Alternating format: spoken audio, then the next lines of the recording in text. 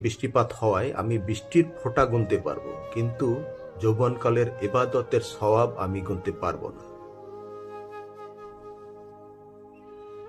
মানুষের যৌবনকালের ইবাদত কেন এত গুরুত্বপূর্ণ জানেন? এই বয়সে মানুষ অনেক ভুল করে থাকে, অনেক পাক পরে থাকে, গায়ে শক্তি থাকে। এই জন্যে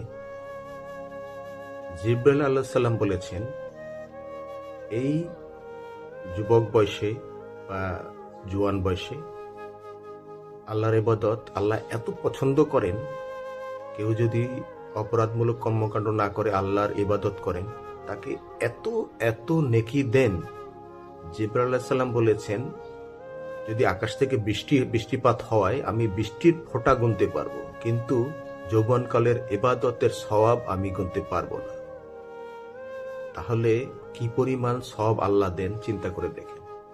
যৌবনকালটা কত গুরুত্বপূর্ণ। যৌবনকালে আমরা ইবাদত করি।